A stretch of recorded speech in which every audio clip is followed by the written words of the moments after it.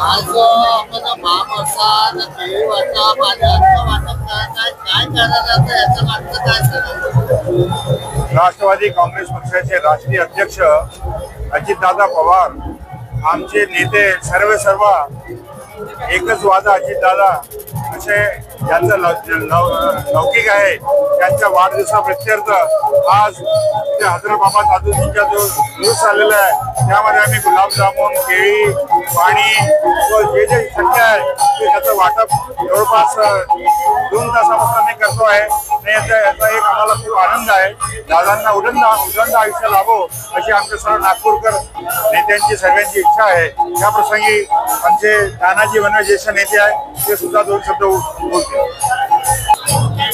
आज राष्ट्रवादी काँग्रेसचे राष्ट्रीय नेते आमचे सर्व पक्षाचे प्रमुख अजितदादा पवार उपमुख्यमंत्री यांचा आज वाढदिवस आहे आणि योगायोग असा की आज बाबा ताजुद्दीन औलिया यांचा शाही संदल उरूस सुरू आहे।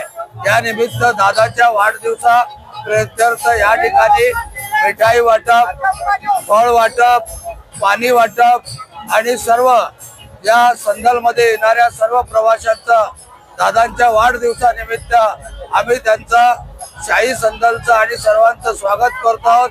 दादांना उदंड आयुष्य लाभो आणि त्यांची उत्तर प्रगती हो, ते महाराष्ट्राचे मुख्यमंत्री होत ही आमची प्रभू बाबा ताजुद्दीनच्या चरणी प्रार्थना।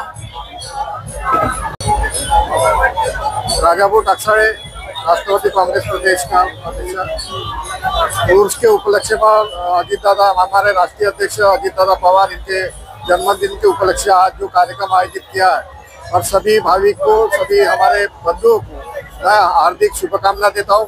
दादा का जो संकल्प है महाराष्ट्र का मुख्यमंत्री बनने का, वो सपना हम साकार करेंगे सभी कार्यकर्ता पूरे महाराष्ट्र के। और बाबा को भी हम प्रार्थना करते हैं कि दादा का जो महाराष्ट्र का मुख्यमंत्री बनने का सपना है वो पूरा करें। धन्यवाद।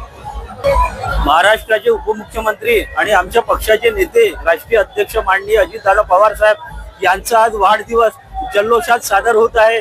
तसंच आज ताजुद्दीन बाबांचा 103वा उर्स आहे। त्या निमित्ताने आज दादांना त्यांच्यावर कृपा राहावी याकरिता आज हा भोजनदान आणि मिठाई वाटपाचा कार्यक्रम सक्करदरा चौक नागपूर येथे आयोजित करण्यात आलेला आहे। आपण बघू शकता की इतक्या जल्लोषात मोठ्या प्रमाणात भोजनदान आणि गुलाबजामचं वाटप इथे होत आहे। आमच्या सगळ्यांची पदाधिकाऱ्यांची इच्छा आहे की दादांनी लवकरात लवकर मुख्यमंत्री बनवून या महाराष्ट्राला एक कार्यक्षम कर्तृत्ववान असा मुख्यमंत्री मिळावा हीच आमची इच्छा आहे। दादांना कोटी वाढदिवसाच्या शुभेच्छा। धन्यवाद।